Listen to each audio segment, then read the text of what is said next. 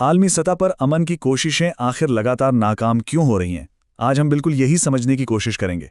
हमारे source data के मुताबिक इस वक्त दुनिया भर में अचानक जिद्दत और कशीदगी में जो इजाफा हो रहा है और जो अमन की बातें हो रही थीं, वो हकीकत में कितनी खोखली साबित हुई हैं। चलिए इसका गहराई से तज्जिया करते हैं। तो सीधा मुद्दे पर आते हैं। ईरान ने हाल ही में सीज फायर की एक तजवीज़ पेश की और अमेरिका का रद्दअमल पता है क्या था? उन्होंने इसे सीधा कचरा कहकर मुस्तरद कर दिया। बड़ी सख्त लफ्जी है। ये एक अकेला लफ्ज़ साफ वाज़े करता है कि आलमी डिप्लोमेसी इस वक्त किस कदर शदीद और पेचीदा हालात से गुजर रही हैं। मिसाल के तौर पर एक तरफ सियासी बयानात आते हैं, 72 घंटे के वक्फों की बातें बनती हैं, और दूसरी तरफ हकीकत बिल्कुल मुख्तलिफ है। मशरिक़ वुस्ता हो या मशरिक़ी यूरोप, दोनों जगहों पर लगातार हज़ारों की तादाद में हमले हो रहे हैं। सियासी बयानबाजी और मैदान जंग का ये ज़मीन आसमान का फ़र्क वाकई हैरानकुन है। इस पूरे आलमी बहरान को बासानी समझने के लिए हम इस तज़िये को 5 हिस्सों में तकसीम कर रहे हैं। पहले हम इस जंगबंदी के सराब को समझेंगे, फिर ईरान के जौहरी इंतबा, खलीज की जंग, ड्रोन वॉरफेयर के नए दौर और आखिर में इन तवील जंगों की भारी कीमत पर बात करेंगे। तो शुरुआत करते हैं पहले हिस्से से। जंगबंदी का सराब, वादे और उनके बरक्स हकीकत। डेटा में कुछ बहुत अहम तारीखें सामने आती हैं। 9 मई, जब मॉस्को में विक्ट्री डे परेड हुई, इसके आसपास एक 72 घंटे के सीज फायर का ऐलान हुआ जो प्रैक्टिकली फौरन ही टूट गया। फिर 13 मई को ट्रंप का दौरा चाइना और 15 मई को बीजिंग समिट। ये तारीखें आलमी तनाव के इस माहौल में इंतहाई अहम किरदार अदा कर रही हैं। कीव के मुताबिक इस 72 घंटे के मुआहदे की आमलन कोई हैसियत थी ही नहीं। उनका वाज़े मौक़िफ़ है कि विक्ट्री डे से पहले और बाद में रशिया की तरफ से सीज फायर को बिल्कुल नज़रअंदाज किया गया और हज़ारों बार इसकी खिलाफ वर्जी हुई। यानी अमन का मुआहदा सिर्फ कागज़ का एक टुकड़ा बनके रह गया। अब बढ़ते हैं दूसरे हिस्से की तरफ, जो मशरिक़ वुस्ता की एक बहुत अहम डेवलपमेंट है। ईरान का जौहरी इंतबा और एक इंतहाई ख़तरनाक उल्टी गिनती। यहाँ जो सबसे दिलचस्प और ज़रूरी नुक्ता है वो ये नंबर है, 60%। इस वक्त ईरान के पास मौजूद यूरेनियम की प्योरिटी लेवल 60% तक पहुँच चुकी है।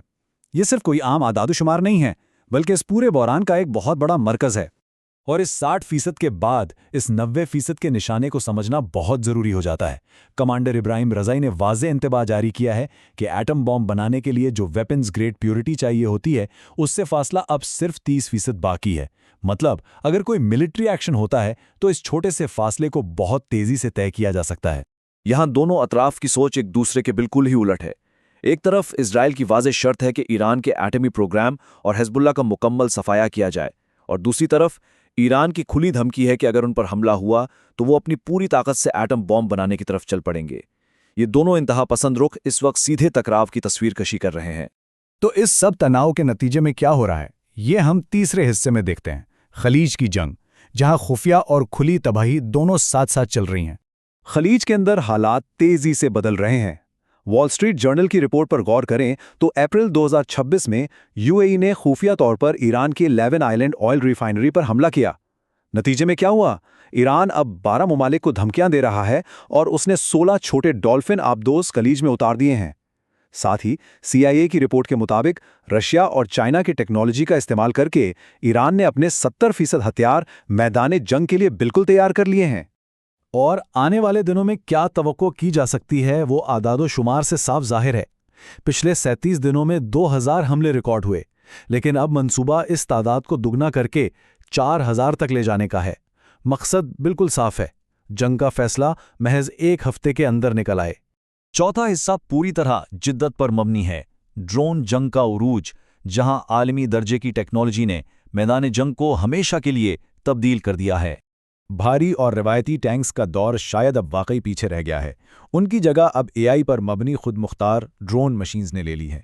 ये तब्दीली इतनी बड़ी और खौफनाक है कि हाल ही में मॉस्को की विक्ट्री डे परेड में भारी टैंक्स इसलिए लाए ही नहीं गए क्योंकि आसमान से इन एडवांस ड्रोन्स के हमलों का शदीद डर था। जंग का पूरा पैमाना ही बदल चुका है। सीज फायर का वक्त ख़त्म होते ही यूक्रेन के शहरों पर अचानक एक बहुत बड़ा हवाई हमला शुरू हो गया। डेटा बताता है कि यूक्रेन ने 190 से ज़ायद ड्रोन्स को हवा में ही तबाह करने का दावा किया, लेकिन फिर भी 10 से ज़ायद ड्रोन्स उनके दिफाई निज़ाम को तोड़कर निशाने पर लगने में कामयाब रहे। ड्रोन्स की ये बारिश और टेक्नोलॉजी का ये इस्तेमाल एक बिल्कुल नई और भयानक शक्ल है। आखिर में हम आते हैं 5वें हिस्से पर। इन तवील जंगों की असल कीमत जो इंसानी जानों और ज़मीन दोनों सूरतों में अदा की जा रही है। अगर हम इस लंबे टकराव के नतीजे देखें तो तस्वीर काफ़ी वाज़ेह और संगीन है। रूसिया के नुकसानात का तखमीना 3,52,000 से ज़्यादा लगाया गया है, जबकि यूक्रेन की तरफ ये तादाद 1 लाख से ऊपर है। ज़मीन की हकीकत देखें तो रूस का कंट्रोल जो शुरू में 27% था, वो अब घटकर 20% रह गया है, क्योंकि यूक्रेन 2026 में लगातार अपने इलाके वापस ले रहा है। एक तरफ 3 लाख नई फौज तैयार खड़ी है, तो दूसरी तरफ मुकम्मल इन्हिसार मगरबी इमदाद पर है। दोनों ही अतराफ शदीद थकावट और दबाव का शिकार हैं। लेकिन इन तवील जंगों के पीछे एक मुश्तरका सोच भी नजर आती है।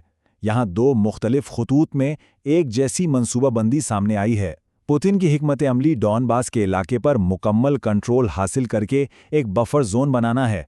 दूसरी तरफ नेतन्याहू की हिकमत अमली भी बिल्कुल वैसी ही है, यानी लेबनान में एक दिफाई बफर जोन कायम करना। ज़मीन पर कब्जे और बफर जोन्स बनाने की यही सोच शायद वो बुनियादी वजह है कि ये जंगें ख़त्म होने के बजाय तवील तर होती जा रही हैं।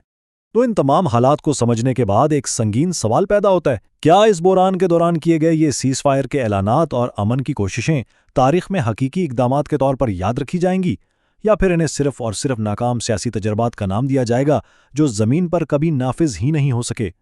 ये एक ऐसी पेचीदा सूरत हाल है जिसका अंजाम पूरी दुनिया के मुस्तकबिल के लिए इंतहाई अहमियत रखता है। इस तज्जिए को सुनने का बहुत शुक्रिया।